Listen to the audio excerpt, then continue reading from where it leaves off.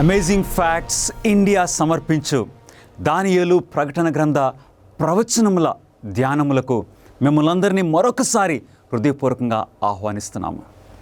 ఈ రాత్రి మనకు మరొక ప్రాముఖ్యమైన అంశమును మనం చూడబోతున్నాము. రాతి మీద రాత. రాతి మీద రాత. ఈ అంశము గురించి మనకు అవసరమైన ఈ ఇన్ఫర్మేషన్ అంతా ఈ చక్కటి పుస్తకంలో మీ కొరకు పొందుపరిచి ఉంచాము. కాబట్టి ఈ పుస్తకాన్ని మీరు పొందాలంటే ఆ స్క్రీన్ మీద ఉన్న ఆ నంబర్కి మీరు కాల్ చేయండి, లేక ఆ వెబ్సైట్ విజిట్ చేయండి. ఈ పుస్తకాన్ని మీరు పొందాలి అని మేము ఆశపడుతున్నాం. ఎందుకంటే ఇది ఉచితంగా మీకు అందించాలని మేము హృదయపూర్వకంగా ఆశపడుతున్నాము. రాతి మీద రాత. ప్రార్థన చేసుకుని అంశంలోనికి మనం వెళ్దాం. మహాపరిశుద్ధుడా, మీకే స్తుతులు స్తోత్రములు. ఈ సమయమందు మీ పరిశుద్ధాత్మను మాకు బోధకునిగా అనుగ్రహించమని, ఈ వాక్య పరిచర్య ద్వారా మా ప్రభువును మీ ప్రియకుమారుడైన యేసు క్రీస్తు వారు మహిమపరచబడినట్లు నడిపించుకోమని యేసు నామములో అడిగి వేడుకొంచున్నాం తండ్రి, ఆమెన్. ఒక రాతి మీద ఏమి రాయబడి ఉన్నది? దానియేలు గ్రంథము 6వ అధ్యాయములో దానియేలు యొక్క సాక్ష్యాన్ని మనం చూస్తూ ఉన్నాం. దానియేలు గ్రంథములో 12 అధ్యాయాలు మనం చూస్తూ ఉన్నాం. దానియేలు గ్రంథము 3వ అధ్యాయంలో దానియేలు యొక్క స్నేహితులను దేవుడు ఏ విధంగా ఆ మండుచున్న అగ్ని నుండి కాపాడారో 3వ అధ్యాయంలో మనకు కనపడుతుంది. దానియేలు గ్రంథము 6వ అధ్యాయంలో దేవుడు దానియేలును ఏ విధంగా కాపాడారో మనం చూడబోతున్నాము. దానియేలు గ్రంథము 6వ అధ్యాయంలో ఇప్పుడు బబులోను రాజ్యము పతనమైపోయింది. మాదీ పార్శికుల రాజ్యము ఇప్పుడు పరిపాలన చేస్తుంది. ఈ పరిపాలన చేస్తున్నప్పుడు రాజు పేరు దర్యావేషు. ఈ రాజు తన ఈ మాదీ పార్శికుల ఈ సామ్రాజ్యాన్ని 120 భాగాలుగా చేశాడు. ఈ 120 ఈ భాగాల మీద 120 మంది అధిపతులను నియమించాడు. ఆ 120 మంది అధిపతుల మీద ముగ్గురిని ప్రధానులుగా ఏర్పాటు చేశాడు. ఆ ముగ్గురులో ప్రముఖుడు దానియేలు. ఎందుకంటే దానియేలు ఈ దర్యావేషు ఒక ప్రధానిగా నియమించడానికి గల కారణం ఏంటి? దానియేలు ఏమన్నా దర్యావేషుకు చుట్టమా? కాదు. దర్యావేషేమో మాదీ పార్శిక దేశానికి చెందినవాడు, దానియేలేమో యూదా దేశానికి చెందినవాడు. కానీ ఏంటో తెలుసా ప్రియులరా? దానియేలు గ్రంథము 6వ అధ్యాయం 3వ వచనములో ఈ దానియేలుకు అతి శ్రేష్టమైన బుద్ధి గలవాడు. అందుగురించి దానియేలు యొక్క క్యారెక్టర్ని దర్యావేషు గమనించినప్పుడు దానియేలును ఒక ప్రధానిగా పెట్టాడు. కానీ ఆ 120 మంది అధిపతులు వీరందరికీ కూడా దానియేలు అంటే కిట్టదు. ఈ దానియేలును ఈ యూదా రాజ్యం నుండి యెరూషలేము నుండి చెరగా తీసుకుని రాబడిన ఈ వ్యక్తి మన మీద ఒక నాయకుడిగా ఉండటం ఏంటి అని వారు సహించలేకపోయారు.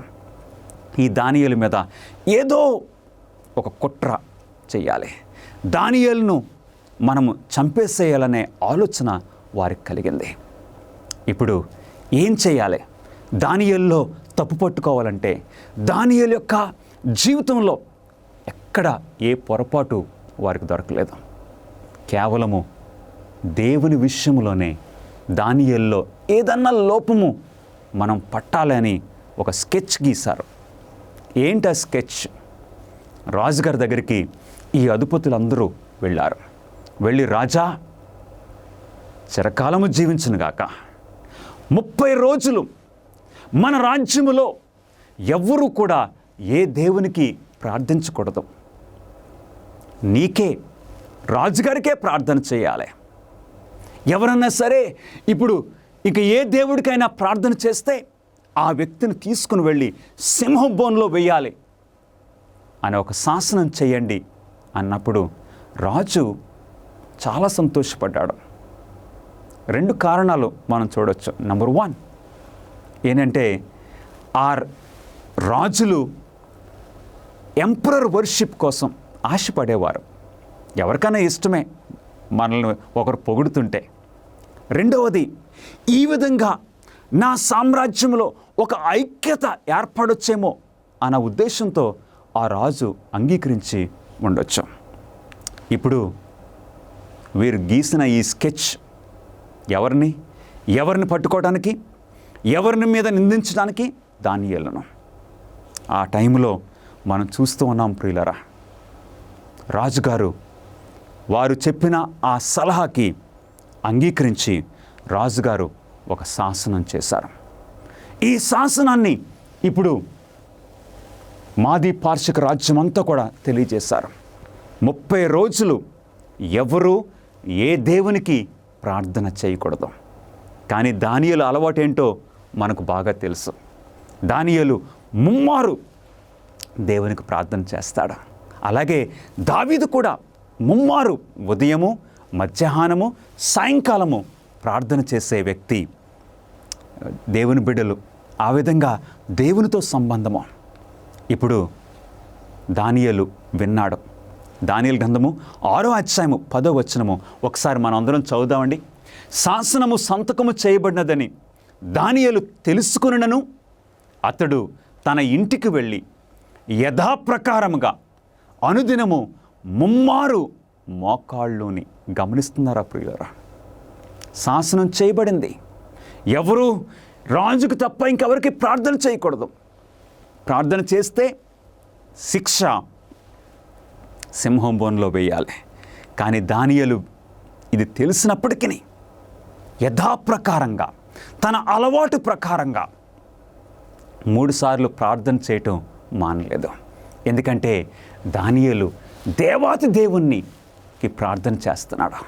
నా దేవుడు ఈ రాజుల కంటే, ఈ భూలోక దేవతల కంటే గొప్ప దేవుడు అని దానియేలుకు అట్టి ధైర్యము ఉన్నది. దానియేలు గ్రంథము 6వ అధ్యాయం 10వ వచనములో తన ఇంటి పైగది కిటికీలు యెరూషలేము తట్టునకు తెరవబడి ఉండగా తన దేవునికి ప్రార్థన చేయుచు ఆయనను స్తుతించుచు వచ్చెను. నీకు అలాంటి హ్యాబిట్ ఉందా ప్రియ సహోదరుడా, సహోదరి? ప్రార్థన చేయటము, ముమ్మారు ప్రార్థన చేయటము. ప్రార్థన నీ జీవితానికి ఊపిరిగా ఉన్నదా? దానియేలు అయితే ప్రార్థన లేకుండా ఉండలేడు. మనలో కొంతమంది ఆహారం లేకుండా ఉండగలమేమో, కానీ ప్రార్థన లేకుండా ఉండలేకపోవచ్చు. దానియేలు అలాంటి వ్యక్తి. ఎప్పుడైతే దానియేలు ప్రార్థించాడో అప్పుడు ఏం జరిగింది? వారు ప్లాన్ ప్రకారంగా దానియేలు ప్రార్థిస్తున్నాడు. ఇప్పుడు ఏం జరిగిందో దానియేలు గ్రంథము 6వ అధ్యాయము 16వ వచనము. అంతట రాజు ఆజ్ఞ ఇయ్యగా బంట్రౌతులు దానియేలును పట్టుకొని పోయి సింహపు గుహలో పడద్రోయగా రాజు, నీవు అనుదినము తప్పక సేవించున్న నీ దేవుడే నిన్ను రక్షించునని దానియేలుతో చెప్పాను. వారెళ్ళి రాజుగారికి కంప్లైంట్ చేశారు. రాజుగారు అప్పుడు దర్యావేషుకు లైట్ వెలిగింది. ఈ స్కెచ్ అంతా దానియేలు గురించేనని దర్యావేషుకు అర్థమైంది. ఇక ఆ రోజు సాయంకాలం వరకు కూడా ప్రయత్నం చేశాడు. ఏ విధంగా అయినా సరే దానియేలుకు ఈ శిక్ష రాకుండా తప్పించాలి. కానీ మాది పార్శికుల రాజ్యములో ఒక సంప్రదాయం ఉంది.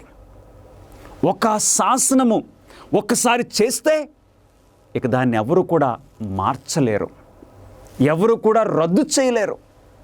ఆ విధంగా చేయాలని ఆ అధిపతులు రాజుగారిని కోరారు.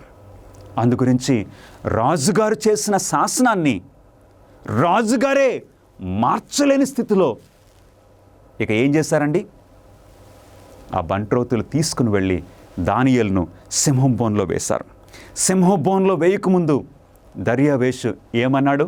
పడద్రోయిగా, రాజు, నీవు అనుదినము తప్పక సేవించున్న నీ దేవుడే నిన్ను రక్షించునని దానియేలుతో చెప్పాను. దానియేలు, నీ దేవుడు నిన్ను రక్షిస్తారు. దానియేలు ఆ రాత్రి ఆ సింహాలతో ఒక రాత్రి గడిపాడు.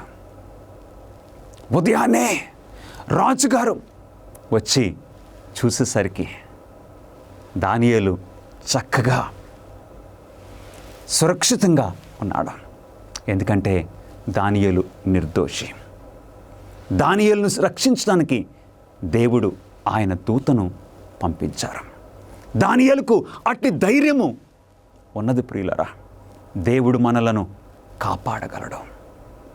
ఎందుకంటే నిన్ను కాపాడువాడు కునుకడు, నిద్రపోడు. గమనిస్తున్నారా ప్రియ సహోదరి సహోదరులరా? దానియేలు యొక్క స్నేహితులను మండుచున్న అగ్నిలో వేసినప్పుడు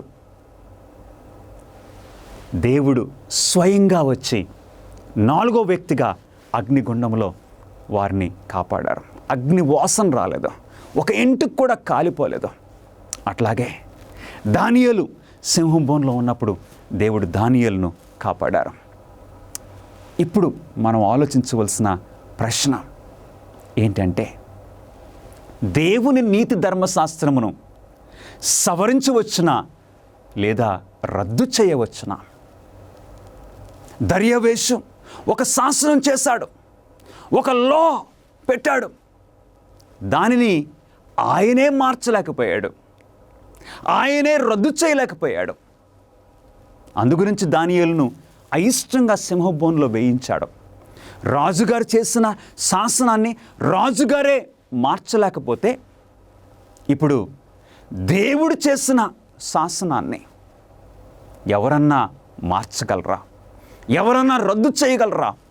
దేవుని వాక్యము ఏం సెలవిస్తుందో మనం చూద్దాం. లూకా సువార్త 16వ అధ్యాయము 17వ వచనములో, ధర్మశాస్త్రములో ఒక పుల్లైనను తప్పిపోవుట కంటే ఆకాశమును భూమియు గతించిపోవుట సులభము. హల్లెలూయా! గమనిస్తున్నారా ప్రియులరా? దేవుని యొక్క ధర్మశాస్త్రము నుండి, దేవుని యొక్క శాసనములను ఎవ్వరూ కూడా సవరించలేరు, రద్దు చేయలేరు. ఇక్కడ దర్యావేషే శాసనం చేసిన ఆ రాజే మార్చలేకపోతే, రాజులకు రాజు, ప్రభువులకు ప్రభు అయిన దేవుడు చేసిన శాసనాన్ని ఎవరు మార్చగలరు? ఎవరు రద్దు చేయగలరు? ఎవరికైనా రద్దు చేయడానికి అధికారం ఉంటుందా? ప్రభు అని యేసుక్రీస్తు వారు అన్నారు, ధర్మశాస్త్రములో ఒక పుల్లైనను తప్పిపోవుట కంటే ఆకాశమును భూమియు గతించిపోవుట సులభము. 89వ కీర్తన 34వ వచనములో, నా నిబంధనను నేను రద్దుపరచను, నా పెదవుల గుండా బయలు వెళ్ళిన మాటను మార్చను అని దేవుడు సెలవిస్తున్నారు. అవును, ఎవరు మార్చలేరు, అది మారదు, నేను రద్దుపరచనని దేవుడు సెలవిస్తున్నారు. ప్రియులరా, దేవుని వాక్యము మనకు సెలవిస్తుంది. 111వ కీర్తన 7-8 వచనాల్లో, ఆయన శాసనములన్నీ నమ్మకమైనవి, అవి శాశ్వతంగా స్థాపింపబడినవి. ఎంతకాలం వరకు? శాశ్వతంగా, ఇటర్నల్. ఇక దేవుని యొక్క శాసనాలు అవి ఎవ్వరూ కూడా మార్చలేరు. ఎందుకంటే అవి నమ్మకమైనవి, అవి శాశ్వతంగా స్థాపించబడినవి. మలాకీ గ్రంథము 3వ అధ్యాయము 6వ వచనంలో యెహోవానైన నేను మార్పు లేని వాడను. ఏంటో తెలుసా ప్రియులరా? దేవునిలో మార్పు లేదు. దేవుడు మాటను మార్చే దేవుడు కాదు. అలాగే దేవుని మాటల్లో కూడా మార్పు ఉండదు. దేవుని శాసనాల్లో కూడా మార్పు ఉండదు. ఒకసారి మనం చూద్దాము, దేవుని యొక్క లక్షణాలను మనం చూద్దాము. ధర్మశాస్త్రము, దేవుని యొక్క ఆజ్ఞల యొక్క లక్షణాలను మనం చూద్దాం. ఒక ప్రక్కన దేవుని గుణము లేక దేవుని లక్షణములు, ధర్మశాస్త్రం యొక్క లక్షణములు, గుణము మనం చూస్తే ఒకటే ప్రియులరా. ఎందుకంటే దేవుడు మంచి దేవుడు, సత్పురుషుడు దేవుడు. ఆయన దుర్మార్గతను ఎరగడు. He is good. దేవుడు సత్పురుషుడు. అలాగే ధర్మశాస్త్రం కూడా మంచిది. అవును, మంచిది. దేవుడు ఉత్తమమైన వాడు. గమనిస్తున్నారా? ధర్మశాస్త్రం కూడా ఉత్తమమైనది. తర్వాత యెషయా గ్రంథము 5వ అధ్యాయం 16వ వచనము, దేవుడు పరిశుద్ధుడు, ధర్మశాస్త్రం కూడా పరిశుద్ధమైనది. గమనిస్తున్నారా? దేవుడు నీతిపరుడు, ధర్మశాస్త్రము నీతిగలదని రోమీయులకు రాసిన పత్రిక 7:12 సాక్ష్యం ఇస్తుంది. అలాగే దేవుడు పరిపూర్ణుడు, ధర్మశాస్త్రము యథార్థమైనది, పరిపూర్ణము అయినది. చూస్తున్నారా? దేవుని యొక్క లక్షణాలు ధర్మశాస్త్రానికి కూడా అవే లక్షణాలు, సేమ్ క్యారెక్టర్. ఎందుకంటే దేవుడు చేసినవి. చివరిగా దేవుడు ప్రేమస్వరూపి. అలాగే ధర్మశాస్త్రము ప్రేమ సంబంధమైనది. ఈ ధర్మశాస్త్రం అంటే దేవుని యొక్క 10 ఆజ్ఞలను మనము ఒక్క మాటలో చెప్పాలంటే ఏంటో తెలుసండి? ప్రేమ, లవ్. దేవుని ప్రేమించటం. సో దేవుని యొక్క లక్షణములు, దేవుని యొక్క ఆజ్ఞల యొక్క లక్షణములు సేమ్ అని మనం వాక్యంలో చూసాం. దేవుని యొక్క తర్వాత దేవుడు న్యాయవంతుడు. అలాగే ధర్మశాస్త్రము న్యాయమైనది. దేవుడు సత్యవంతుడు, ధర్మశాస్త్రము సత్యమైనది. దేవుడు పవిత్రుడు, ధర్మశాస్త్రము నిర్మలమైనది. దేవుడు ఆత్మీయుడు, ధర్మశాస్త్రము ఆత్మ సంబంధమైనది. మలాకి 3:6లో దేవుడు మార్పు లేనివాడు, ధర్మశాస్త్రం కూడా మార్పు లేనిది. దేవుడు నిత్యుడు, ధర్మశాస్త్రము శాశ్వతమైనది. దేవుడు నిత్యము ఉండే దేవుడు కాబట్టి దేవుని ఆజ్ఞలు కూడా నిత్యము ఉంటాయి. ప్రియులరా, దేవుని యొక్క క్యారెక్టర్ని మనం చూస్తూ ఉన్నాము. లునాస్ 10 ఆజ్ఞలు రాయి. ఇది మెక్సికోలో ఈ రాయిను కొంతమంది కనుగొన్నారు. ఈ రాయి మీద 10 ఆజ్ఞలు రాయబడినట్లు వారు గమనించారు. అవును, రాతి మీద ఈ ఆజ్ఞలు 10 ఆజ్ఞలు ఉన్నట్టు వారు గమనించారు. ఈ రాతి యొక్క ప్రాముఖ్యత ఏంటంటే ఈ రాతి మీద 3 సార్లు యెహోవా అని రాయబడింది. అవును ప్రియులరా, దేవుడు 10 ఆజ్ఞలు మనకిచ్చినప్పుడు, మోషేకిచ్చినప్పుడు దేవుడు తన స్వహస్తముతో ఆ 10 ఆజ్ఞలు రాసి ఇచ్చారు.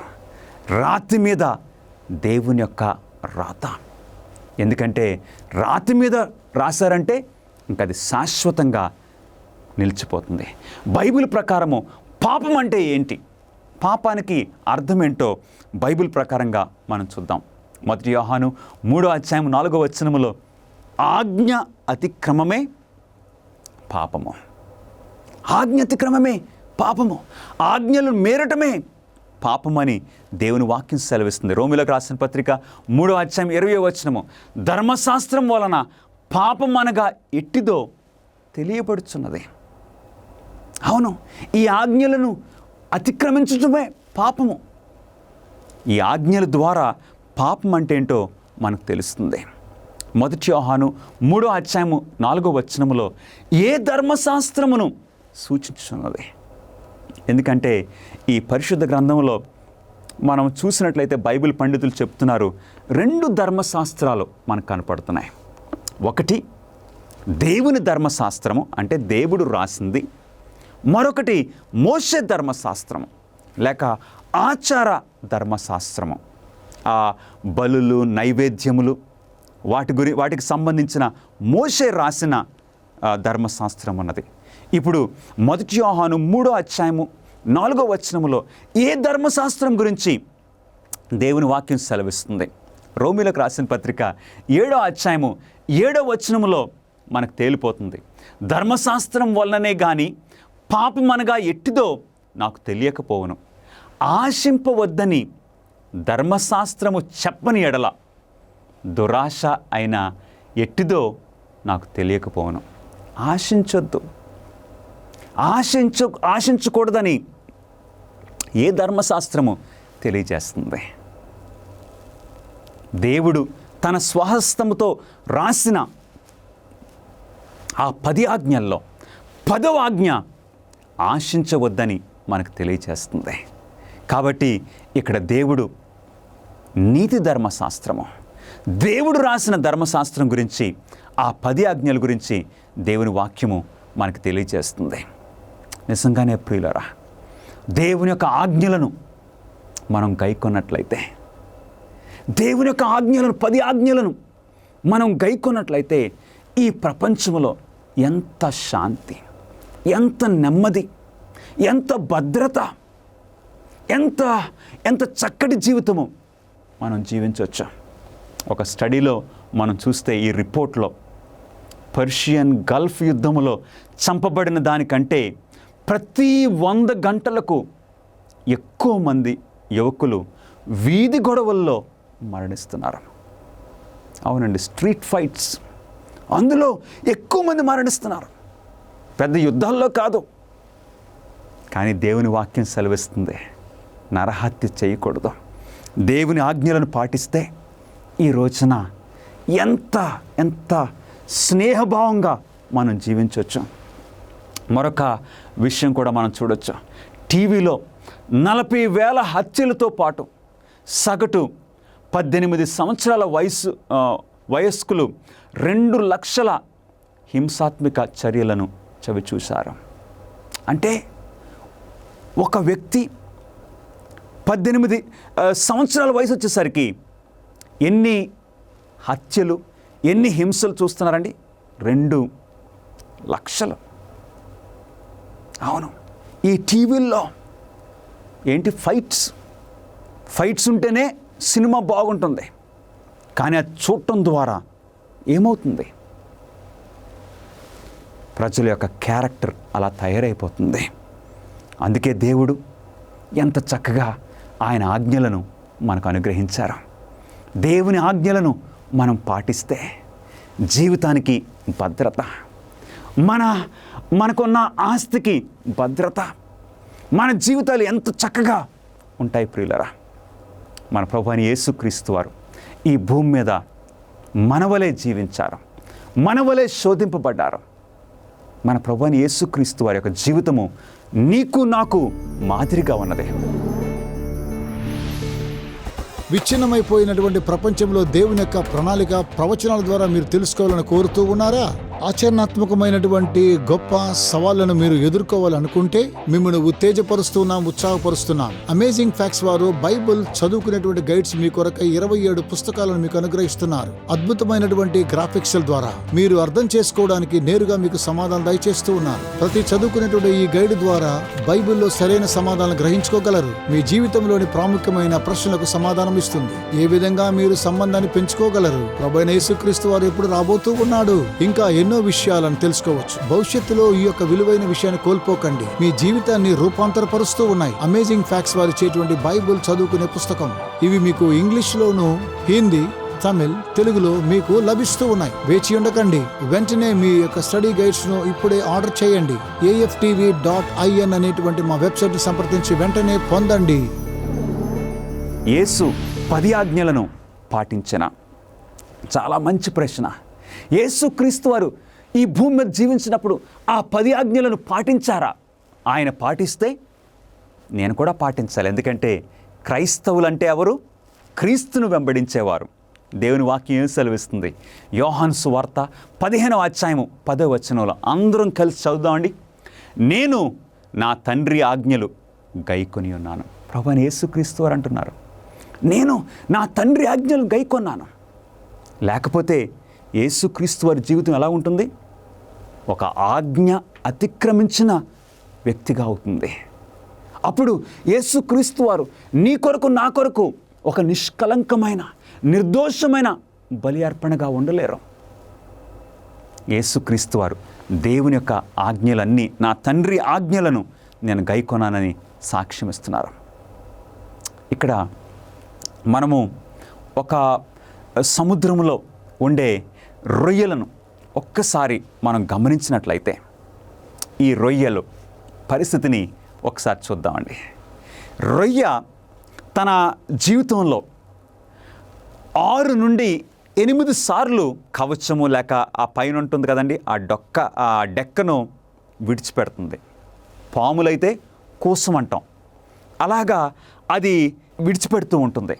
దీనిని మనం ఇంగ్లీష్లో ఎక్సోస్కెలిటన్ అని పిలుస్తున్నాం, ఎందుకంటే ఆర్థోపాడ్స్ ఇవి. ఆ యొక్క కవచాన్ని అది విడిచిపెట్టుకోవడం ద్వారా అప్పుడు పెరుగుతుందన్నమాట. కానీ ఆ విడిచిపెట్టుకోవడంలో ఒక ప్రాముఖ్యమైన విషయం మనం గమనించవచ్చు. ఈ రొయ్య ఏం చేస్తుంది? ఎలాగైతే పాము ఆ కోసమును ఊడ్చుకోవడానికి ఏదో ఒక రాయి దగ్గర కొంచెం గట్టిగా ఉన్న ఆ ప్రదేశంలో పాము కూసాన్ని విడిచిపెడుతుంది కదా, అలాగే రొయ్య కూడా ఆ సముద్రంలో ఒక రాయి దగ్గర కొంచెం గరుగ్గా ఉన్న ఆ విషయాలకి రాసుకుని దానిని పోగొట్టుకుంటుంది. మరలా ఇప్పుడు ఆ క్రొత్త ఆ కవచం లాంటిది అది వచ్చేటప్పుడు ఏం జరుగుతుందో తెలుసా? ఈ రొయ్యలు నెమ్మదిగా ఇది ఒక చిన్న ఇసుకరేణును దాని తలపై పెట్టుకుంటాయి. మనకు పరిశోధకులు తెలియజేస్తున్నారు, ఆ చిన్న ఇసుకరేణుని ఏమంటున్నారంటే స్టేటస్ స్టోన్ అని పిలుస్తున్నారు. ఏంటి స్టేటస్ స్టోన్? స్టేటస్ స్టోన్ అంటే ఆ ఇసుకరేణు ద్వారా ఆ రొయ్యకి అసలు ఇంత పెద్ద విశాలమైన ఈ సముద్రంలో ఈ నీటిలో ఎలా పైకుండాలో, పైకుండి అలాగే ఈదాలో ఆ స్టోన్ స్టేటస్ చూపిస్తుంది అనమాట అండి. గ్రావిటీ వలన దానికి సహాయపడుతుంది. సో దానిని బట్టి ఆ రొయ్యి చక్కగా నీటిలో చక్కగా ఉండి వెళ్తుంది. ఒక రోజున ఒక సైంటిస్ట్ ఒక చిన్న ఎక్స్పెరిమెంట్ చేశాడు. ఆ ఎక్స్పెరిమెంట్ ఏంటంటే ఒక ట్యాంక్లో ఇసుకరేణులు కాకుండా కొన్ని స్టీల్ ఇసుకరేణుల వలె ఇనుము ముక్కలు అందులో వేశాడు. అప్పుడు ఈ రొయ్యలు ఆ డెక్కను మార్చుకుంటున్న ఆ పరిస్థితుల్లో ఆ ఇసుకరేణులా కనపడుతున్న ఆ స్టీల్ ముక్కలను ఒకటి తల మీద వేసుకుంటున్నాయి, ఒక్కొక్కటి కూడా. అప్పుడు ఈ ఎక్స్పెరిమెంట్లో ఆయన ఏం చేశాడో తెలుసా? ఒక మ్యాగ్నెట్ దానికి పెట్టాడు. ఆ మ్యాగ్నెట్ పెట్టినప్పుడు ఏం చేస్తున్నాయి? ఆ స్టేటస్ స్టోన్ను ఇప్పుడు ఈ మ్యాగ్నెట్ పైకి లాగుతుంది. పైకి లాగటం వలన ఈ రొయ్యలన్నీ కూడా ఆ ఎక్వేరియంలో ఉన్న రొయ్యలు ఇప్పుడు తలకిందులుగా తిరిగి ఆ ఈదటం మొదలు పెడుతున్నాయి.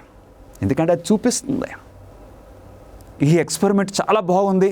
అన్నీ కూడా అందులో ఉన్న ఆ ట్యాంకులో ఉన్న ఆ రొయ్యలని తలకిందులుగా తిరిగి ఈదుతూ ఉన్న టైంలో ఇప్పుడు ఏం చేశారంటే సముద్రంలో నుండి ఒక రొయ్యను తీసుకొచ్చి ఆ ట్యాంక్లో విడిచిపెట్టాడు. దానికి నిజంగానే ఒక ఇసుకరేణి ఉన్నది. ఇప్పుడు ఆ రొయ్యి ఏం చేస్తుందో తెలుసా? చక్కగా అది మామూలుగానే ఆ ట్యాంక్లో ఈదుతుంది. ఇప్పుడు ఈ ఎక్స్పెరిమెంట్ యొక్క ప్రాముఖ్యమైన విషయం ఏంటి? మిగిలిన రొయ్యలన్నీనేమో తలకిందులుగా ఈదుతున్నాయి. ఈ సముద్రం తెచ్చిన ఈ రొయ్యేమో సరిగ్గా ఈదుతుంది. ఇప్పుడు ఆలోచించండి ఒకసారి. ఆ పరిస్థితి ఆలోచించండి. అవన్నీ ఏమంటాయి దీని గురించి? మేమందరమేమో ఇలాగ ఈత్తుంటే ఇదేమో ఇలాగ ఈత్తుంది అన్న పరిస్థితి. గమనిస్తున్నారా ప్రియులరా? కానీ ఆ సముద్రం నుండి తేబడిన ఆ ఇసుకరేణి కలిగిన ఆ రొయ్యి కరెక్ట్గా ఈత్తుంది. ఇవన్నీ పొరపాటు చేస్తున్నాయి. ఆ మెజారిటీని చూసి వాళ్ళ ఆ రొయ్యలన్నీ ఇలా తలకిందులుగా ఈత్తున్నాయి కాబట్టి నేను కూడా అలాగే ఈదాలని అది అనుకోలేదు. రెండవది, ఆ మిగిలిన రొయ్యలన్నీ కూడా వాటికి తెలియలేదు ఇదంతా ఒక మ్యాగ్నెట్ పెట్టారు, అందు గురించి మనం ఇలా చేస్తున్నామని అనుకోలేదు. జీవితంలో ఒక ప్రాముఖ్యమైన పాఠము మనకు ఈ రొయ్యల స్థితిని తెలిపే ఆ రాళ్ళు ద్వారా మనం ఒక ప్రాముఖ్యమైన పాఠాన్ని నేర్చుకోవచ్చు. ఏంటో తెలుసా ప్రియులరా? దేవుడు ఆయన ఆజ్ఞలను మనకి రాసిచ్చారు. దేవుని 10 ఆజ్ఞలు మనకు అనుగ్రహించారు. కానీ ఈ రోజున అనేకమైన మానవులు ఏమంటున్నారు? దేవుడు ఆ ఆజ్ఞలు మార్చేశారు, కొట్టేశారు అని చాలామంది అనుకుంటూ ఇక ఆ అసత్యాన్ని నమ్ముతూ చాలామంది జీవిస్తూ ఉన్నారు. గమనిస్తున్నారా? ఎవరు ఈ తారుమారును చేసింది? సాతానుడు. ఎంతమంది ప్రజలు పాపం చేస్తున్నారు? దేవుని వాక్యం సెలవిస్తుంది ఎంతమంది పాపం చేస్తున్నారు. రోమీయులకు రాసిన పత్రిక 3వ అధ్యాయము 23వ వచనంలో అందరూ పాపం చేసి దేవుడు అనుగ్రహించు మహిమను పొందలేకపోవచ్చున్నారు. అవును, మనం అందరం కూడా పాపం చేసాం, ఏ భేదమును లేదు. కాబట్టి మనం అందరం పాపం చేసాము. ఇప్పుడు పాప జీవితమును జీవించినందుకు శిక్ష ఏమిటి? మనం అందరం పాపులం కాబట్టి మనం పొందే శిక్ష ఏమిటి? దేవుని వాక్యం సెలవిస్తుంది. రోమీయులకు రాసిన పత్రిక 6వ అధ్యాయము 23వ వచనం ప్రకారంగా పాపము వలన వచ్చే జీతము ఏంటండి? మరణము. మనం అందరం కూడా మరణించవలసినది. ఎందుకంటే దేవుని యొక్క ఆజ్ఞలను మనం అతిక్రమించాము. క్రొత్త నిబంధన క్రైస్తవులకు 10 ఆజ్ఞలు వర్తించవని, వారు వాటికి కట్టుబడి ఉండనవసరం లేదని కొందరు చెప్పుచున్నారు. దీనిని గూర్చి యేసు ఏం చెప్పాను? చాలామంది క్రైస్తవులు, మనం క్రొత్త నిబంధన క్రైస్తవులం కాబట్టి మనం 10 ఆజ్ఞలు పాటించవసరం లేదా? దేవుడిచ్చిన ఆ 10 ఆజ్ఞలు ఇదిగో పాత నిబంధనలో ఉన్న వారికి మాత్రమే అని కొంతమంది తెలియజేస్తూ ఉన్నారు. ఈ పరిస్థితి గురించి మన ప్రభు అయిన యేసుక్రీస్తు వారు ఏమి సెలవిస్తున్నారు? ఎందుకంటే యేసుక్రీస్తు వారి యొక్క మాట మన జీవితానికి ప్రాముఖ్యమైనదిగా మనకుంటుంది. మత్తయి సువార్త 19వ అధ్యాయం 17వ వచనంలో మన ప్రభు అయిన యేసుక్రీస్తు వారు ఏమన్నారో తెలుసండి? నీవు జీవములో ప్రవేశింపగోరని ఎడల ఆజ్ఞలను గైకొనమని చెప్పాను. నీవు నిత్య జీవం పొందాలంటే ఏం చేయాలి? ఆజ్ఞలు గైకోవాలి. అవును ప్రియులరా, యేసుక్రీస్తు వారు చెప్పిన మాటలు, దేవుని ఆజ్ఞలు మనందరికీ వర్తిస్తున్నాయి. ఎలాగైతే సముద్రంలో నుండి ఆ న్యాచురల్ హ్యాబిటాట్ నుండి తీసుకొని వచ్చిన ఆ రొయ్యి ఆ ఇసుకరేణి కలిగి ఆ స్టేటస్ అది కరెక్ట్గా తెలుసుకొని ఆ రొయ్యి కరెక్ట్గా ఈత్తుంటే మిగిలిన రొయ్యలన్నీ తలకిందులుగా ఈత్తున్నాయి. ఎందుకంటే వాటి స్టేటస్ స్టోన్ మార్చబడింది. నీవేం చేస్తున్నావు? నీవు ఏ రొయ్యలతో నీ జీవితము ఎలాగున్నది? ఏ రొయ్యల వలె నీ జీవితం ఉంది? నలుగురు ఏం చేస్తున్నారో అలాగా నువ్వు వెళ్ళిపోతున్నావా? లేక దేవుడిచ్చిన ఆ స్టేటస్ స్టోన్ అంటే దేవుని యొక్క 10 ఆజ్ఞల ప్రకారంగా కరెక్ట్గా నీవు జీవిస్తున్నావా? మనల్ని మనం ప్రశ్నించుకోవాలి ప్రియులరా. మన ప్రభు అయిన యేసుక్రీస్తు వారు ఆయన ఏమన్నారో తెలుసండి? మీరు నన్ను ప్రేమించిన ఎడల నా ఆజ్ఞలు గైకొందురు. ఎందుకంటే ఈ ఆజ్ఞలు ప్రేమకు సంబంధించినవి. మీరు నన్ను ప్రేమించిన ఎడల నా ఆజ్ఞలు గైకొందురు. ప్రకటన గ్రంథము 22వ అధ్యాయము 14వ వచనంలో మనం గమనించవచ్చు, ఆయన ఆజ్ఞలు గైకొనువారు ధన్యులు. దేవుని ఆజ్ఞలు గైకొని వారు ధన్యులు. ప్రకటన గ్రంథము 22వ అధ్యాయము 14వ వచనంలో అసలు ఒరిజినల్ ట్రాన్స్లేషన్ ఈ విధంగా ఉండాలి. దేవుని ఆజ్ఞలు గైకొని వారు ఆ పరలోకములో ప్రవేశించడానికి, ఆ పరలోకపు గుమ్మములో నుండి ప్రవేశించడానికి దేవుడు అవకాశం ఇస్తున్నారు. ప్రకటన 14వ అధ్యాయము 12వ వచనములో దేవుని ఆజ్ఞలను, యేసును గూర్చిన విశ్వాసమును గైకొనిచున్న పరిశుద్ధుల ఓర్పు ఇందులో కనబడును. ప్రకటన గ్రంథము 14వ అధ్యాయంలో దేవుని యొక్క శేషము, ఆ శేషించబడిన వారు అందరి వలె కాకుండా వారు దేవుని ఆజ్ఞలు గైకొనొచ్చు, దేవుని యొక్క మాటల ప్రకారంగా వారు జీవిస్తూ ఉన్నారు. ప్రియ సహోదరి సహోదరులారా, దేవుని 10 ఆజ్ఞలను పాటించడము ఎలా సాధ్యమవుతుంది? అవును, మన క్రైస్తవ జీవితంలో మానవ మాతృలైన మనము ఈ 10 ఆజ్ఞలను మనం ఎలా పాటించగలము? దేవుని యొక్క వాక్యం సెలవిస్తుంది. రోమీయులకు రాసిన పత్రిక 8వ అధ్యాయము 3-4 వచనాల్లో మన యందు ధర్మశాస్త్ర సంబంధమైన నీతి విధి నెరవేర్చబడవలనని దేవుడు తన సొంత కుమారుణ్ణి పంపి ఆయన శరీరమందు పాపమునకు శిక్ష విధించెను. అవును, దేవుని ఆజ్ఞలను మనం మీరుచూ ఉన్నాము, మనం బలహీనులుగా ఉన్నామని దేవుడు ఏం చేశారండి?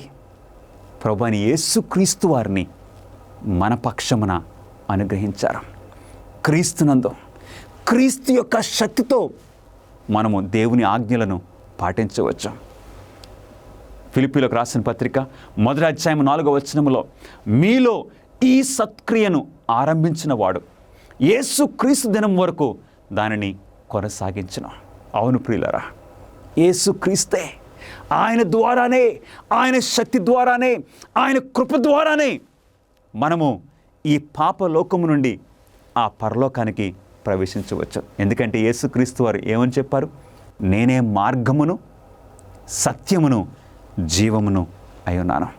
దేవుడు మనకు సహాయం చేస్తారని సెలవిచ్చారు. ఫిలిప్పీలకు రాసిన పత్రిక 4వ అధ్యాయము 13వ వచనం ప్రకారంగా నన్ను బలపరచువాని అందే నేను సమస్తమును చేయగలను. అవును, దేవుని యొక్క 10 ఆజ్ఞలు మన శక్తిని బట్టి కాదు, ఏమాత్రము కాదు, మన పట్టుదలను బట్టి కాదు.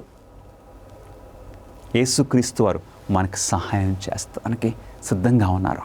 మనల్ని బలపరచడానికి, మనకు శక్తిని ఇవ్వటానికి ఆయన ఆ మంచి క్రియను మనలో కొనసాగిస్తానని సెలవిస్తున్నారు.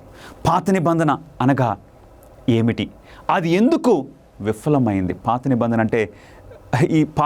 అంటే మోషే ధర్మశాస్త్రం, మోషే రాసిన ఆ యొక్క బలులు, నైవేద్యములు, ఆ పద్ధతుల గురించి అది ఎందుకు కొట్టివేయబడింది లేకపోతే విఫలమైందో దేవుని వాక్యం సెలవిస్తుంది. మరియు మీరు చేయవలనని ఆయన విధించిన నిబంధనను అనగా 10 ఆజ్ఞలను మీకు తెలియచేసి 2 రాతి పలకల మీద వాటిని రాశాను. మోషే సాక్ష్యం ఇస్తున్నాడు, ఇదిగో మనకి శాశ్వతంగా ఉండటానికి దేవుడు రాతి పలకల మీద తన స్వహస్తముతో ఈ 10 ఆజ్ఞలను రాసి మనకిచ్చారు. హెబ్రీ 8వ అధ్యాయం 8వ వచనము అయితే ఆయన ఆక్షేపించి వారితో ఇలాగ చెప్పుచున్నాడు, ఇశ్రాయేలు ఇంటి వారితోను యూదా ఇంటి వారితోను నేను క్రొత్త నిబంధన చేయుదును. ఎందుకంటే దేవుడు ఇశ్రాయేలు ప్రజలతో సీనాయి పర్వతం దగ్గర మొదటి నిబంధన అంటే చేశారు. వారేమో మేము పాటిస్తామని ఒప్పుకున్నారు. కానీ కొన్ని రోజుల్లోనే మోషే ఆ యొక్క సీనాయి పర్వతం మీదకు వెళ్ళినప్పుడు వారు ఆ నిబంధనను మీరారు. అందు గురించి దేవుడు అన్నారు, నేను క్రొత్త నిబంధన చేస్తాను, క్రొత్త నిబంధన నేను చేస్తాను, ఎ న్యూ కవెనెంట్ వారితో నేను చేస్తాను. ఈ క్రొత్త నిబంధన ఏ ధర్మశాస్త్రం మీద ఆధారపడి ఉన్నది? న్యూ కవెనెంట్ అనేది ఏ ధర్మశాస్త్రం మీద ఆధారపడి ఉన్నది? హెబ్రీలకు రాసిన పత్రిక 8వ అధ్యాయము 10వ వచనములో దేవుని వాక్యం సెలవిస్తున్నది, ఇశ్రాయేలు ఇంటి వారితోనూ నేను చేయబోవు నిబంధన ఏదనగా వారి మనస్సులో నా ధర్మ విధులను ఉంచెదను, వారి హృదయముల మీద వాటిని రాయుదును. ఈ క్రొత్త నిబంధనలో, ఈ న్యూ కవెనెంట్ రిలేషన్షిప్లో దేవుడు ఏమంటున్నారో తెలుసండి, నేను వారి మనసుల మీద నా ఆజ్ఞలను రాస్తాను. ఆ ఓల్డ్ కవెనెంట్లో దేవుడు రాతి పలకల మీద రాశారు. ఇప్పుడు ఆయన అంటున్నారు, నా కుమారుడా, నా కుమార్తె, నీ హృదయం మీద నా ఆజ్ఞలను నేను రాస్తాను. అప్పుడేం జరుగుతుంది? మన హృదయాల మీద దేవుడు ఆయన ఆజ్ఞలను రాసినప్పుడు మనకేమవుతుంది? It becomes natural. అప్పుడు దేవుని ఆజ్ఞలను గైకొనడము మనకు స్వాభావికము అవుతుంది. ప్రియ సహోదరుడా, సహోదరి, కృప కింద విశ్వాసం మూలంగా జీవించుట దేవుని ధర్మశాస్త్ర ఆచరణను నిరర్థకము చేయుదునా? లేదు. ఎందుకో తెలుసా? రోమీయులకు రాసిన పత్రిక 6వ అధ్యాయము 15వ వచనములో, అట్లైన ఎడల కృపకే గాని ధర్మశాస్త్రమునకు లోనగు వారము కామని పాపము చేయుదమా? మనం కృప కింద ఉన్నామని, యేసు క్రీస్తు వారి కృపతో రక్షింపబడుచున్నామని మనము ధర్మశాస్త్రమును మీరుదామా? పాపం చేద్దామా? అది అన్నిటికీ కూడదు, ఏమాత్రము కూడదు. రోమీయులకు రాసిన పత్రిక 3వ అధ్యాయము 31వ వచనం ప్రకారంగా విశ్వాసము ద్వారా ధర్మశాస్త్రమును నిరర్ధకము చేయుచున్నామా? అట్లన రాదు. విశ్వాసం ద్వారా 10 ఆజ్ఞలను మనం కొట్టివేస్తున్నామా? ఏమాత్రము కాదు. ఎందుకంటే ధర్మశాస్త్రమును స్థిరపరచుచున్నాము. హల్లెలూయా!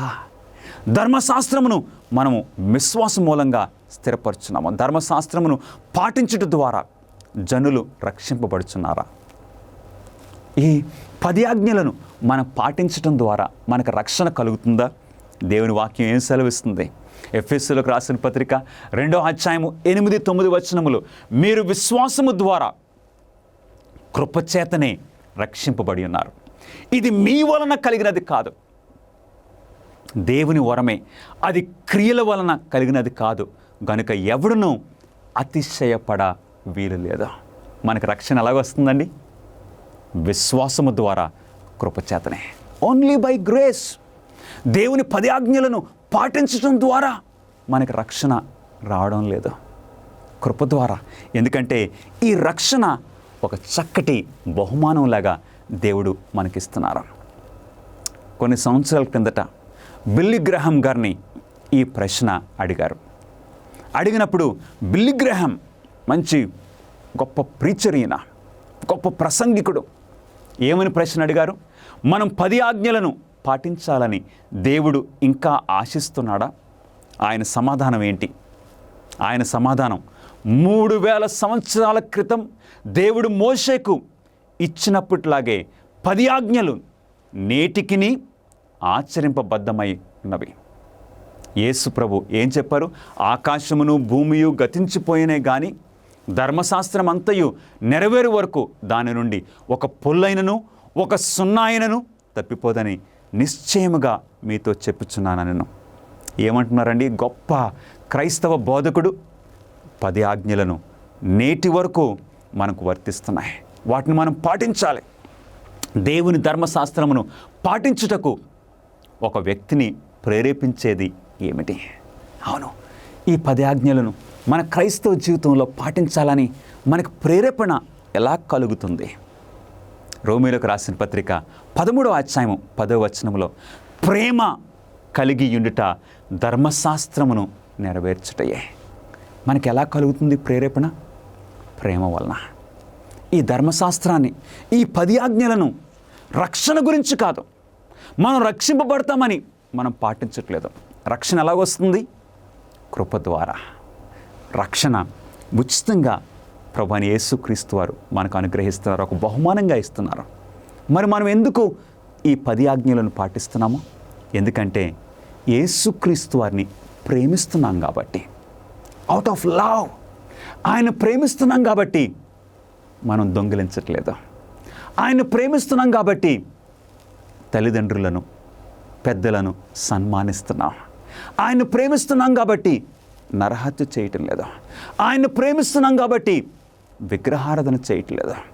ఆయన ప్రేమిస్తున్నాం కాబట్టి ఆయన తప్ప, దేవుడు తప్ప మరి ఇంకే దేవుడు మనకు ఉండకూడదు. గమనిస్తున్నారా ప్రియులరా?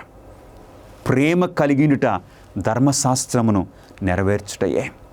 మత్తయి సువార్త 22వ అధ్యాయము 37-39 వచనములు చూస్తే, నీ పూర్ణ హృదయముతోను, నీ పూర్ణ ఆత్మతోను, నీ పూర్ణ మనసుతోను నీ దేవుడైన ప్రభువును ప్రేమింపవలనన్నది. అంటే సంపూర్ణంగా హృదయపూర్వకంగా ప్రేమించటము ఏంటో తెలుసండి? దేవుని ఆజ్ఞలను మనం గైకొనడం ప్రియులరా. మొదటి యోహాను 5వ అధ్యాయము 3వ వచనంలో యోహాను ఈ విధంగా సెలవిస్తున్నాడు, మనం ఆయన ఆజ్ఞలను గైకొనుటయే దేవుణ్ణి ప్రేమించుట. ఆయన ఆజ్ఞలను పాటించకుండా నేను నిజమైన క్రైస్తవుడిగా ఉండగలనా? దేవుని ఆజ్ఞలను పాటించకుండా, దేవుని ఆజ్ఞలను మీరుతూ నేను ఒక మంచి క్రైస్తవుడిగా ఉండగలనా? మొదటి యోహాను 2వ అధ్యాయం 3వ వచనము, మరియు మనం ఆయన ఆజ్ఞలను గైకొనుని ఎడల దీనివలనే ఆయనను ఎరిగి ఉన్నామని తెలుసుకుందాము. యేసుక్రీస్తు వారికి చెందిన వారంగా మనం ఉండాలంటే దేవుని ఆజ్ఞలను గైకోవాలి. మొదటి యోహాను 2వ అధ్యాయం 4వ వచనము, ఆయనను ఎరిగి ఉన్నామని చెప్పుకొనుచు ఆయన ఆజ్ఞలను గైకొనని వాడు ఏంటండి? అబద్ధికుడు, వానిలో సత్యము లేదని దేవుని వాక్యము సెలవిస్తుంది. కొన్ని పాత నిబంధన చట్టాలకు క్రైస్తవులు ఇకపై కట్టుబడి ఉండనవసరం లేదా? దేవుని వాక్యము ఏం సెలవిస్తుంది? ఎలాంటి విషయాల్ని మనం పాటించిన అవసరం లేదు. ఎఫెసీయులకు రాసిన పత్రిక 2వ అధ్యాయము 14వ వచనములో విధి రూపకమైన ఆజ్ఞలు గల ధర్మశాస్త్రమును యేసుక్రీస్తు వారు సిలువకు కొట్టివేశారు. విధి రూపకం అంటే ఆ బలుల గురించి, ఆ అర్పణల గురించి, ఆ పండుగల గురించి అది సిలువకు కొట్టివేయబడింది. ఇంకా లేవి కాండము 23వ అధ్యాయంలో సంవత్సరానికి 7 పండుగలు ఉన్నవి. ఆ 7 పండుగలు కూడా విశ్రాంతి దినములుగా వారు ఆచరించేవారు. అవి ఆ పండుగలను ఇప్పుడు మనం నేటి క్రైస్తవులంగా మనం పాటించిన అవసరం లేదా? ఇంకేంటి? దేవుని నీతి ధర్మశాస్త్రము లేదా ఆచార ధర్మశాస్త్రము, ఈ రెండిట్లో ఏది సిలువకు కొట్టివేయబడింది? ఆచార ధర్మశాస్త్రము. ఏ ధర్మశాస్త్రం అయితే ఆ బలుల గురించి, అందుకే ఈరోజు మనం బలులు ఇవ్వట్లేదు. నీతి ధర్మశాస్త్రం అయితే దేవుడు ఆయన రాశారు, ఆయన రాతి పలకల మీద రాసిచ్చారు. అపవాది ముఖ్యంగా ఎవరిని ద్వేషిస్తాడో, సాతానుడు ఎవరి పట్ల ఆగ్రహం కలిగి ఉన్నాడో తెలుసండి? ప్రకటన గ్రంథము 12వ అధ్యాయం 17వ వచనములో, అందుచేత ఆ ఘట సర్పము ఆగ్రహము తెచ్చుకొని దేవుని ఆజ్ఞలు గైకొనుచు యేసును గూర్చి సాక్ష్యం ఇచ్చుచు ఉన్న వారైన ఆమె సంతానములో శేషించిన వారితో యుద్ధము చేయుటకై బయలువెళ్ళను. ప్రియ సహోదరుడా, సహోదరి, నీవు దేవుని ఆజ్ఞలను గైకొనుచున్నావా? దేవుని ఆజ్ఞలను ఎవరు గైకొంటున్నారో వారిని సాతానుడు ద్వేషిస్తున్నాడు. దేవుని ధర్మశాస్త్రమును పాటించుటను గూర్చిన అద్భుతమైన బహుమానములు లేదా ప్రతిఫలం ఏమిటి? దేవుని యొక్క 10 ఆజ్ఞలను మనం గైకొనిచున్నప్పుడు మనకి ఎలాంటి బహుమానములు మనకు కలుగుతాయి? యోహాను సువార్త 15వ అధ్యాయము 11వ వచనములో, మీ యందు నా సంతోషము ఉండవలననియో, మీ సంతోషము పరిపూర్ణము కావాలననియో ఈ సంగతులు మీతో చెప్పుచున్నాను. ఎప్పుడైతే దేవుని 10 ఆజ్ఞలు నీవు నేను గైకొంటామో మన జీవితాల్లో పరిపూర్ణమైన సంతోషము. అలాగే సామెతల గ్రంథము 29వ అధ్యాయం 18వ వచనము, ధర్మశాస్త్రమును అనుసరించువాడు ధన్యుడు. హల్లెలూయా! ఒక ధన్యుడిగా, ఒక ధన్యురాలుగా నీవు జీవించాలని ఆశపడుతున్నావా? ప్రియ సహోదరుడా, సహోదరి, 10 ఆజ్ఞలను పాటించమని దేవుడు కోరుచున్నారు. అలాగే ప్రకటన గ్రంథము 12వ అధ్యాయము 17వ వచనములో దేవుని ఆజ్ఞలు గైకొనుచు యేసును గురించి సాక్ష్యం ఇచ్చుచున్న వారైన ఆమె సంతానములో శేషించిన వారితో యుద్ధం చేయుటకై బయలువెళ్ళి, అంటే దేవుని బిడ్డలంగా దేవుని శేషించబడిన వారంగా మనకు జీవించే ఆ చక్కటి భాగ్యము మనకు కలుగుతుంది. ఈరోజు మన ప్రభువైన యేసుక్రీస్తు వారు నీ ఎదుట నిలబడి ఆయన ఈ ప్రశ్న అడిగితే నీకు స్పందన ఏంటి? యేసుతో ఆయన సంతోషకరమైన విధేయులైన పిల్లలలో ఒకనిగా నేను నడిపించే ప్రేమపూర్వక సంబంధము కలిగి ఉండాలని నీవు కోరుకొంచున్నావా? క్రీస్తుతో ఆ చక్కటి సంబంధము, ఆయన ఆజ్ఞలు గైకొనుచు ఆయన్ను ప్రేమిస్తూ క్రీస్తుతో ఆ చక్కటి ఎడతెగని ఆ బంధము కలిగి ఉండాలని నీవు ఆశపడుచున్నావా? ప్రియ సహోదరుడా, సహోదరి, దేవుని దృష్టిలో ఒక కమాండ్మెంట్ బ్రేకర్గా నేను ఉండటం నాకు ఇష్టం లేదు. ఎందుకంటే ఆ ఆజ్ఞలు, 10 ఆజ్ఞలు దేవుడు తన స్వహస్తముతో మనకు రాసిచ్చారు. ఎందుకంటే ఏ మానవుడు కూడా దానిని చెరిపివేయకుండా, మార్చివేయకుండా రాతి పలకల మీద దేవుడే రాసిచ్చారు. అందుగురించి నా ప్రియ సహోదరుడా, సహోదరి, దేవుని ఆజ్ఞలు అవి శాశ్వతమైనవి, అవి పరిపూర్ణమైనవి, యథార్థమైనవి. దేవునిలో మార్పు లేదు, దేవుని యొక్క 10 ఆజ్ఞల్లో కూడా మార్పు లేదు. దర్యావేషుని చూసాం మనం. దర్యావేషు ఆయన ఇచ్చిన శాసనాన్ని ఆయనే మార్చలేకపోయాడు. ఒక రాజు అయ్యుండి రాజు యొక్క శాసనాన్ని ఒక రాజే మార్చలేకపోతే, రాజులకు రాజు, ప్రభువులకు ప్రభు అయిన దేవాతి దేవుడు ఆయన స్వహస్తముతో రాసిచ్చిన 10 ఆజ్ఞలను ఎవరైనా మార్చగలరా?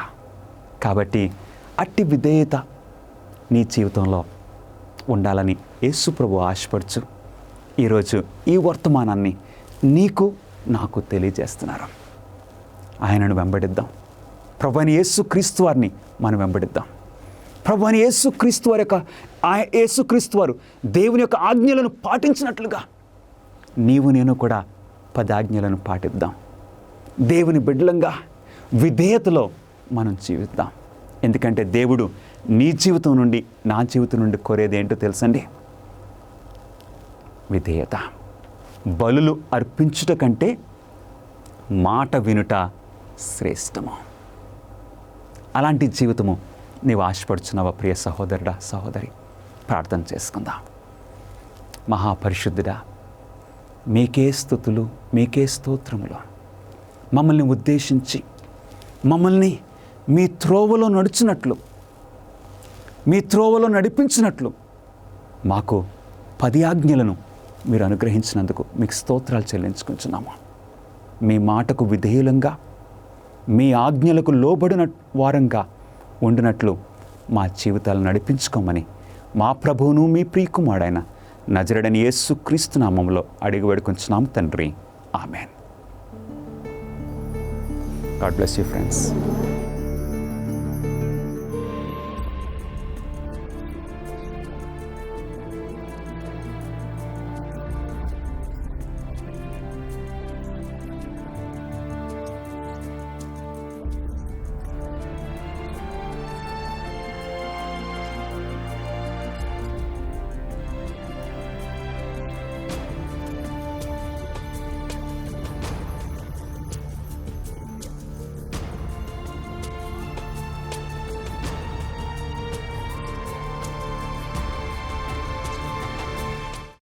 అమేజింగ్ ఫ్యాక్ట్స్ బైబిల్ అధ్యయనాన్ని ఇంకా పొందాలనుకుంటున్నారా? మీరు మరింత సత్యంతో కూడిన దివ్య కార్యక్రమాలను వీక్షిస్తూ దేవునిలో ఆనందించడానికి వచ్చే వారం వరకు వేచి ఉండవలసిన అవసరం లేదు. AFTV.in అనే వెబ్సైట్లో అమేజింగ్ ఫ్యాక్ట్స్ ఇండియా మీడియా లైబ్రరీని దర్శించండి. AFTV.in అనే మా వెబ్సైట్లో మీరు మీ కంప్యూటర్ లేదా మొబైల్లోనే రోజులో 24 గంటలు, వారానికి 7 రోజులు ఉచితంగా వివిధ భాషల్లో వీడియో ప్రసంగాలతో పాటు ప్రింట్ చేసిన పుస్తకాలు, పత్రికలు ఉచితంగా పొందవచ్చు. AFTV.in అనే వెబ్సైట్ని తప్పక దర్శించండి.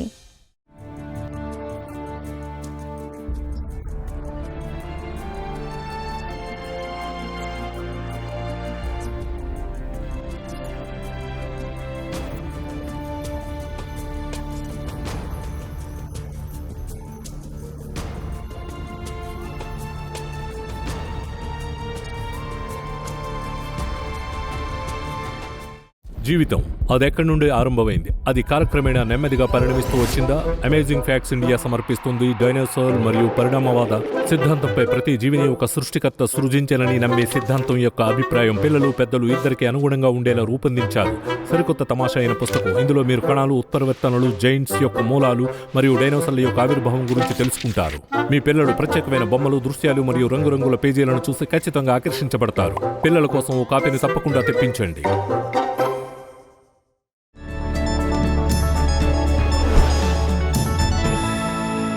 మిత్రులారా, మనం ఇక్కడ పసిఫిక్ మహాసముద్రంలో ఫీజీ ద్వీపానికి చాలా దూరంలో లేవు. మేము లోతులో కొన్ని అద్భుతాలను చూడడానికి సిద్ధమవుతున్నాం.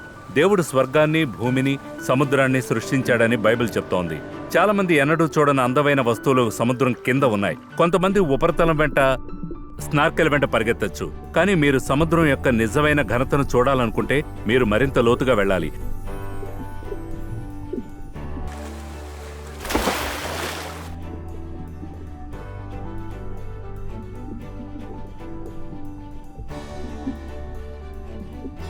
ప్రజలకు చేపల వంటి మొప్పలు లేనందున ఉపరితలం కింద ఊపిరి పీల్చుకోవడానికి మనం అసాధారణమైన దాన్ని చేయాలి. మనం అన్ని సమయాల్లో ఊపిరి పీల్చుకోవడానికి ఈ ప్రత్యేకమైన పరికరాలు అవసరం. అదేవిధంగా ఓ క్రైస్తవుడు ఆగకుండా ప్రార్థన చేయాల్సిన అవసరం ఉందని బైబిల్ చెప్తోంది. దిగువన ఉన్న ఈ ప్రపంచంలో క్రైస్తవ జీవితాన్ని గడపాలనుకుంటే మనం ఎల్లప్పుడూ స్వర్గపు వాతావరణాన్ని పీల్చుకోవాలి.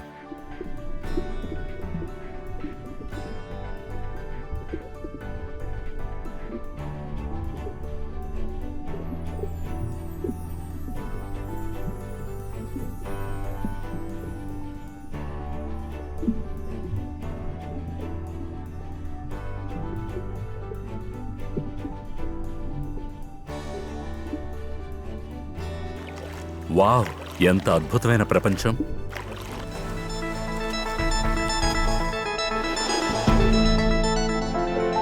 మరిన్ని అమేజింగ్ ఫ్యాక్ట్స్ వీడియోల కోసం మా యూట్యూబ్ ఛానల్ దర్శించండి. సబ్స్క్రైబ్ చేయడం మర్చిపోవద్దు.